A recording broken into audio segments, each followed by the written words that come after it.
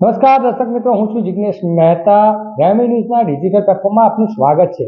એક નજર મુખ્ય સમાચાર. સુરત જિલ્લા પંચાયત દ્વારા આજે બારડોલી ખાતે જિલ્લાના સરપંચ શિબિરોનું આયોજન કરવામાં આવ્યું હતું. ગ્રામ પંચાયતના વિકાસ માટે જરૂરી મુદ્દાઓમાં કુપોષણ, વેરા વસૂલાત, નાણાં પંચના કામો અને અધિકારીઓ દ્વારા માર્ગદર્શન આપવામાં આવ્યું હતું.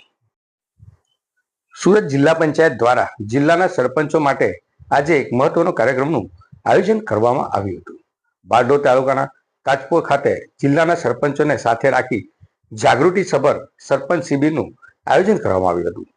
પોષણ સહિત ગ્રામના વિકાસના વિવિધ વિષયોનો આ સેમિનારમાં સમાવેશ કરવામાં આવ્યો હતો. ખાસ કરીને નવા ગ્રામ્ય કક્ષાએ કુપોષણ, વેરા વસૂલાત તેમજ ગામની માળખાગત સુવિધા ઉપર ભાર મૂકવામાં આવ્યો હતો. શિબિરમાં આ જ બાબતે ઉપર જિલ્લા વિકાસ અધિકારીએ સરપંચોને કંઈક આવી ટકોર કરી હતી. પણ અમે જિલ્લા લેવલથી તો મોનિટર કરીએ છીએ, પણ હું માનું છું આ બધા સરપંચશ્રીઓ, તલાટીશ્રીઓ અમારા ગામોમાં આ બધા આઈઝ અને યર્સ છો, આંખ અને કાન છો.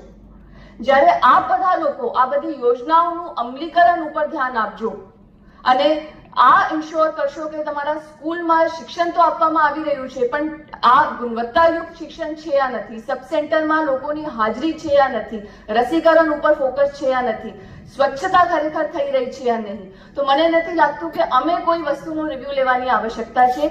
જ્યારે સરપંચ અને તલાટી ગામમાં આ બધી યોજનાઓનું ધ્યાનથી અમલીકરણ અને ગુણવત્તાયુક્ત અમલીકરણ ઉપર ધ્યાન રાખશે. આજે એક તમે પ્રેઝન્ટેશન પણ આપવામાં આવશે. એક યોજનાનું હું ઉદાહરણ આપીશ. જ્યારે આ સગર્ભા બહેનો એમના પોષણની જ્યારે વાત થઈ તો અમે આરોગ્ય અને આઈસીડીએસ ડિપાર્ટમેન્ટની યોજનાઓનું રિવ્યુ જિલ્લા સ્તરથી ચાલુ કર્યું. હું એક આપને ઉદાહરણ આપીશ.